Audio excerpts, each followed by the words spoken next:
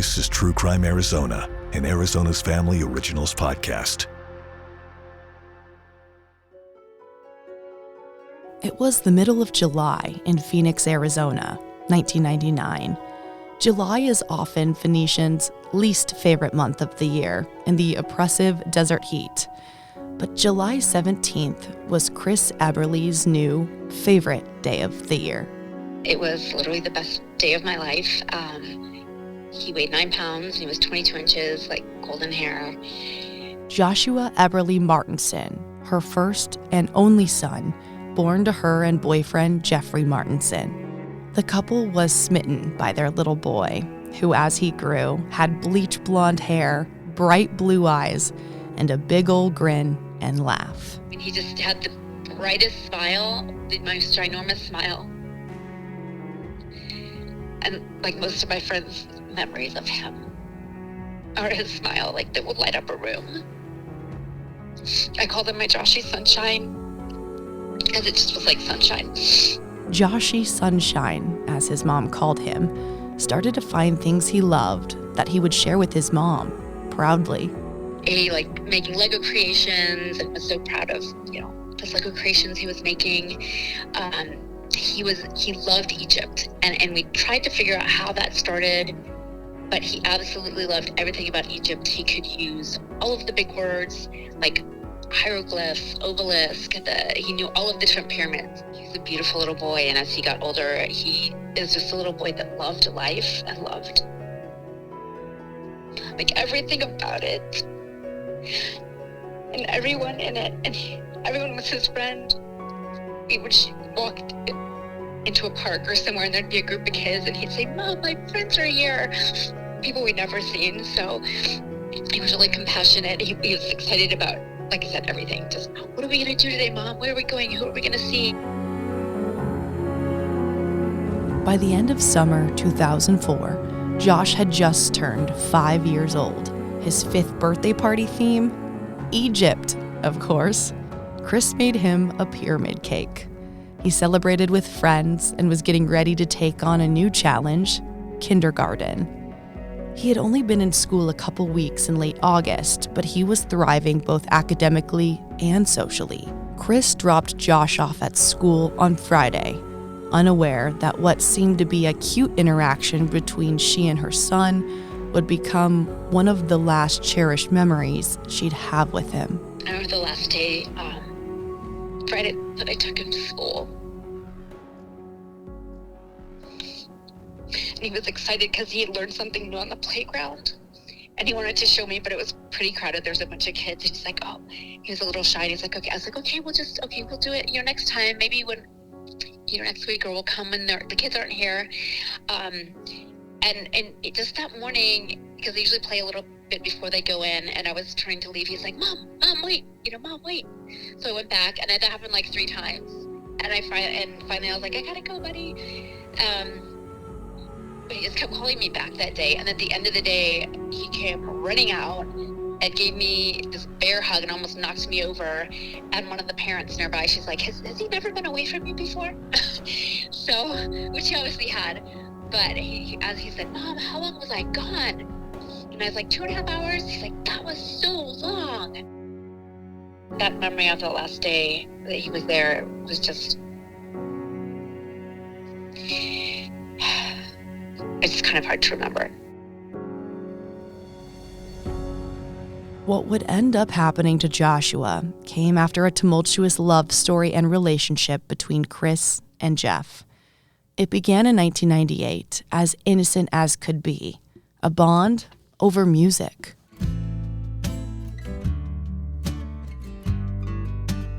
We met at a concert. It was a festival in Chandler. I was there mostly to see Edwin McCain.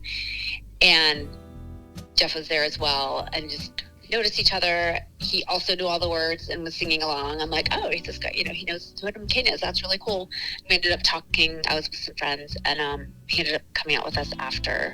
The two hit it off right away and quickly began a serious relationship. I really liked him. It's so hard to say that without adding in, yes, there were some red flags, and I thought, he told me this sob story about his childhood, and I'm like, oh my gosh, I have such a close, amazing family. I can show you what an amazing family's like. And he said he'd stopped going to church. I'm like, I'm really involved in my church. Like, I'll be able to show him what, help him come back to God and find a church home. Chris thought she could be the one to make things better. But she remembers he would say some odd comments to her that not only didn't make sense, but were unsettling. She specifically remembers a conversation after camping up north. We pulled over on the side of the road to take pictures, and he made some kind of comment like, oh, what would happen if you fell off that rock? And there was nothing behind me, and I thought, that's a weird thing to say. She let the comments go, in part because the couple found out they were pregnant with Josh. After he was born, things were good for a bit. I had seen good things in Jeff, and I wanted to believe that was who he could be. But Chris said the comments continued, the verbal abuse and angry episodes with Jeff that became scary. So she would leave and go home to North Carolina, but always came back. I learned later about the whole cycle of abuse and of domestic violence and stuff. Things got really bad in the year 2000. Chris said verbal abuse turned to physical abuse. Recalling the terrifying September night, it all came to a head. He's trying to throw me out of the house, telling me you're gone, you're fucking gone, you're done here. I'm like, Jeff, what's going on? What's going on? He grabbed my arm, took the phone, threw it on the ground. But his own cousin comes and ends up helping me get out of the house later. We wound up on the floor and he was choking me. I thought, oh my God, this is it. But at least people are gonna know and Josh is gonna be safe. And for whatever reason, he got up. And he pushed me out of the garage again, and I was like, I'm like, if I go back in there, he's gonna kill me. So, in that moment, did you feel like you were ready to die if that meant Josh was going to be safe?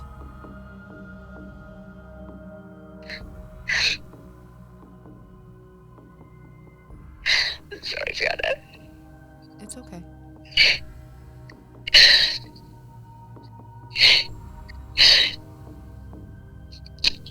Yes, but yes.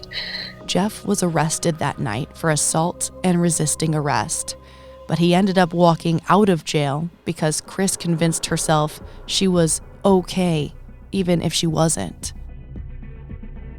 I'm not injured enough to go to the ER. It's not bad enough. This isn't bad enough. I don't have a black eye. They're not going to believe me. Because no one contacted me, I wasn't involved in any way. They dropped the assault charge and left it as he pled to resisting arrest. That's when Chris got the first order of protection against Jeff for both her and Josh. She renewed it each year, and there were no visitations allowed for a while. But as Josh got older, she hoped Jeff would change. In court, visitations were allowed again. Chris wanted Josh to have his dad in his life. I never didn't want Josh to have a dad. That was a theme of their thought, that I was trying to cut Jeff out of Josh's life. I wanted Jeff to be able to be a good dad. I wanted him to be healthy and to treat Josh well and be capable of managing anger and not having irrational expectations for this child. Chris said history repeated itself, though. Jeff struggled with anger, and soon the court ordered he couldn't be within a certain distance from Chris. She said she felt Josh started to be used as a pawn by Jeff, and he would ignore the legal orders in place. He yells at me that if I want my son back, I better open the door. As things continued to sour, they had a family court date in late August of 2004, and a judge changed the order of protection to much stricter guidelines in Chris's favor. He kept mine in place and added, I feel like he made the restrictions stronger than what I'd even put on there. It was zero communication at all. Even though we were supposed to be able to have contact for exchanges, he said zero contact, zero communication. He has to stay away from you. The judge went a step further for Jeff Martinson. He recommended that he do domestic violence screening and or counseling. And I thought, thank God somebody is finally seeing this. Thank God.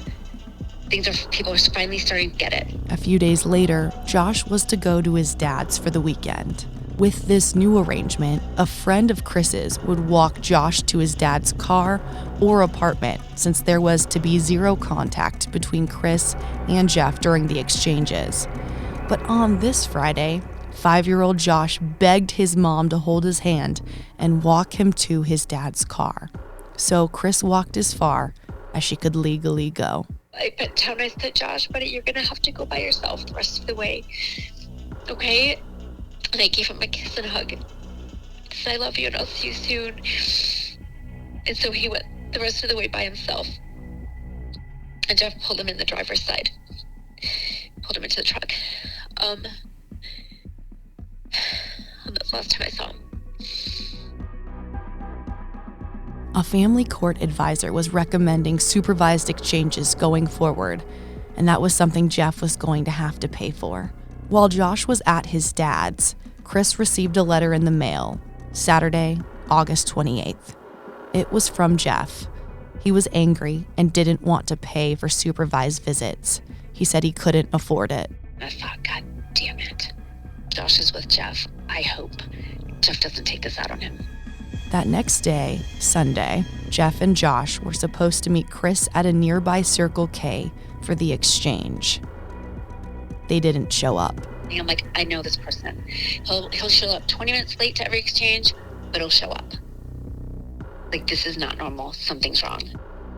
Chris didn't know where Jeff's Ahwatukee apartment was because they couldn't be near each other, so she called 911 and was escorted there. Jeff's truck was in its parking space.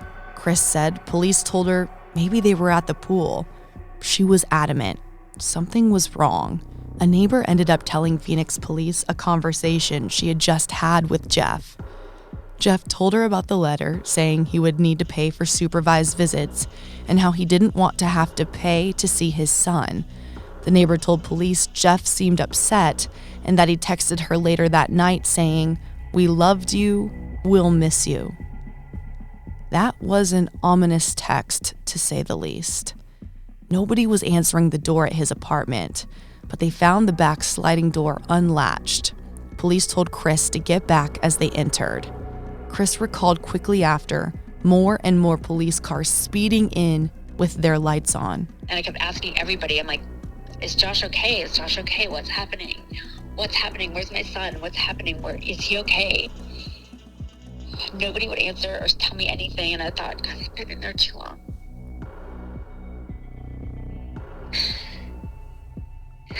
But I did not want to believe he was gone. I was not going to believe it. I was like, maybe he's still okay. Maybe he's still okay.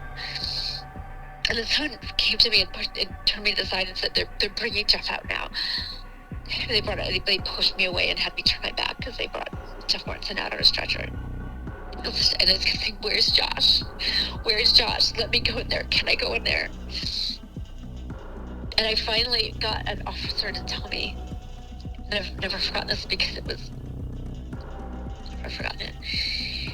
And I said, where's my son? And he said, I'm sorry to tell you he's gone. And I just broke down, screaming on the ground. Police say they found Josh Eberle Martinson dead in his bunk bed in one room and found Jeff Martinson passed out in the other bedroom from an apparent suicide attempt with some cuts on his wrists, empty prescription bottles, plastic bags, and liquor. But how did Joshua die? Somebody had said it looks like he was overdosed. The autopsy appearing to confirm that.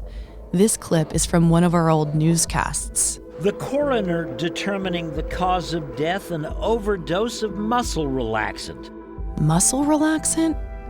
That was found to be a drug called Soma. It's my opinion and my belief that I'm not surprised that there was some type of overdose. I would have guessed maybe children's medication or something. The fact that it was an adult medication, that's something I would expect Jeff to do, somehow get that into Josh's system, force him to take it. because he wasn't the kind of person that would break a bone or punch you and give you a black eye that people could see. The things he did were harder to detect. But things got a bit murky. It would be discussed during the first trial, but the medical examiner eventually ruled the death as an overdose of muscle relaxants with the possibility of asphyxiation as a factor too. He was potentially smothered or suffocated. I mean, Jeff choked me. There was never a concrete answer, and still isn't.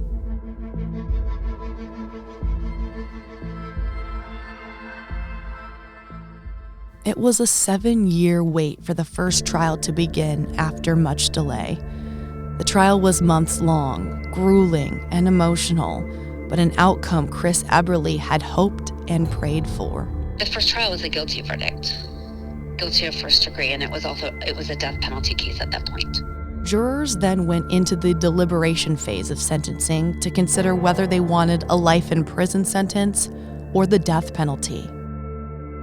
They came back a hung jury. They couldn't decide. They couldn't agree. Chris says they were told they would find a new jury to hear mitigation, but keep the verdict in place. But then, claims of juror misconduct. It was like a year and a half later, I get a call at 11 o'clock at night that I needed to go get another order of protection because the judge had thrown the case out with prosecutorial misconduct. And that Jeff was going to walk into jail.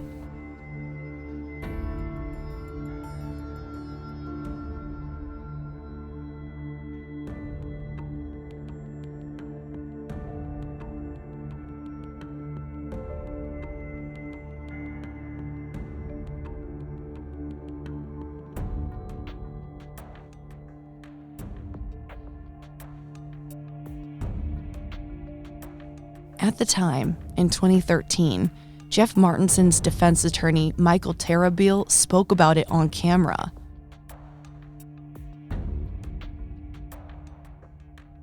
And I just was dumbfounded. Like, never in my wildest dreams did I think that was going to happen. No one said that this is an option or a potentiality.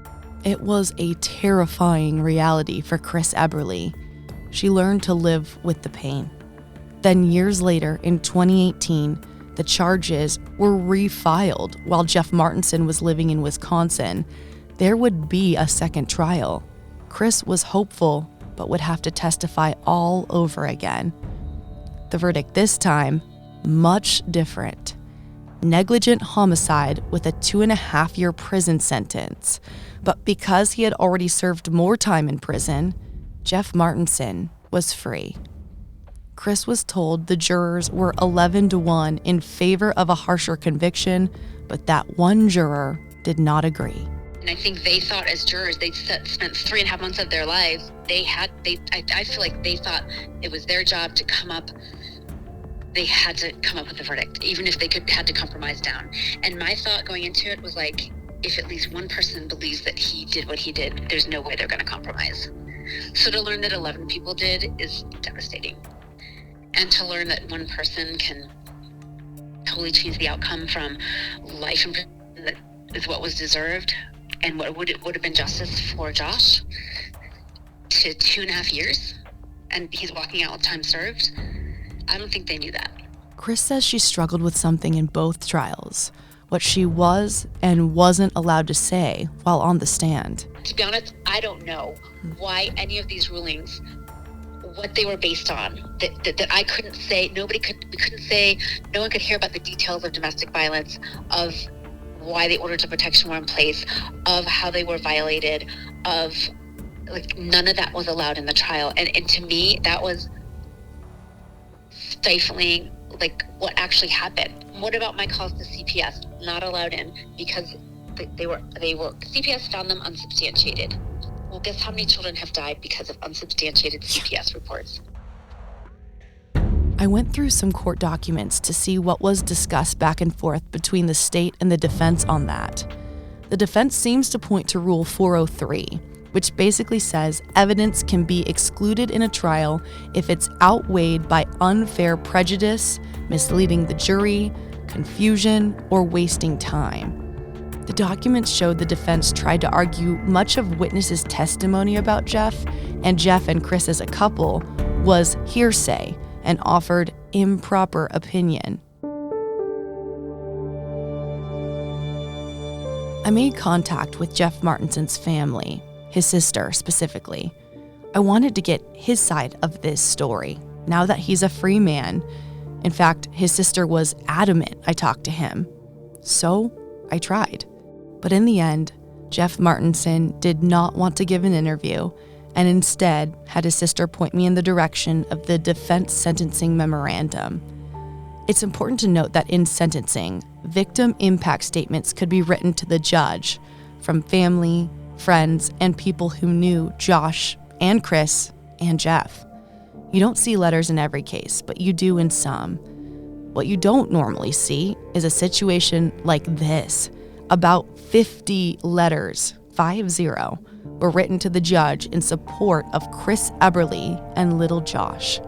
It was an incredibly high amount, many of them calling for the longest and toughest sentence the judge could give Jeff Martinson. The part that Jeff wanted me to relay in this story is this, quote, Miss Eberle and Mr. Martinson have both suffered the heartbreaking loss of their only son. While Mr. Martinson does not wish to turn this sentencing into another trial, it is important to note that much of the accusations made by Miss Eberle in her victim impact letter, as well as other letters submitted, are untrue, unproven, and libelous. Although Miss Eberle clearly blames Mr. Martinson for intentionally killing their son, Mr. Martinson has always maintained that he never intentionally hurt their son. Ultimately, the jury's verdict agreed with Mr. Martinson. End quote.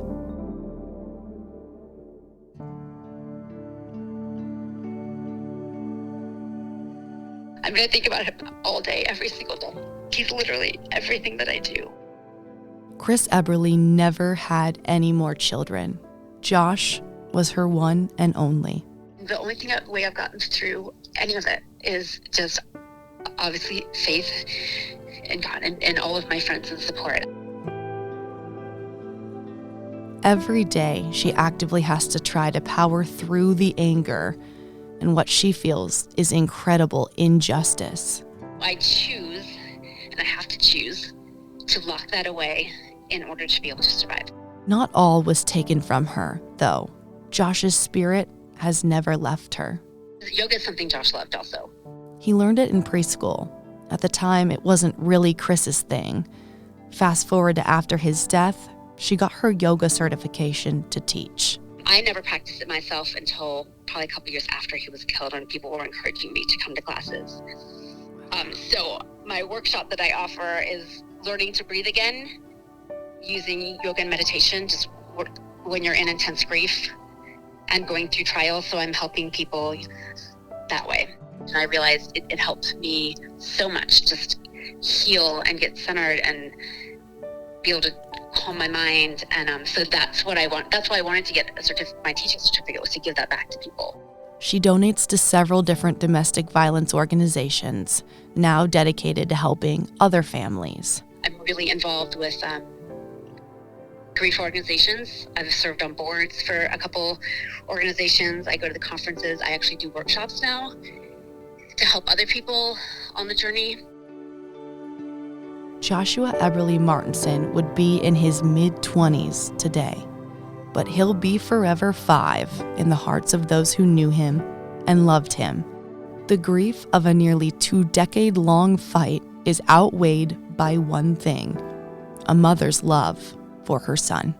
18 years of going through trials, of waiting, of delays, and that we do have victims' rights, but defendants' rights trump them. I just would hope that no other family has to go through this long of waiting, but in Josh's memory, that no other child has to experience what he experienced, because people will listen before it's too late.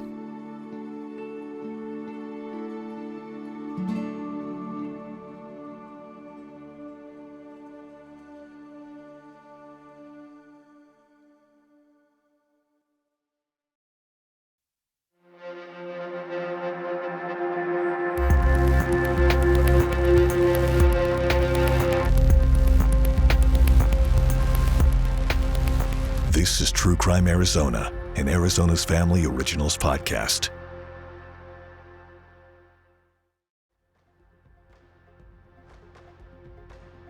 True Crime Arizona, the podcast, is hosted by me, Brianna Whitney, and produced by Sergio Hernandez. It's a production of Arizona's Family, 3TV, CBS 5, and azfamily.com in Phoenix, Arizona. This is True Crime Arizona, an Arizona's Family Originals podcast.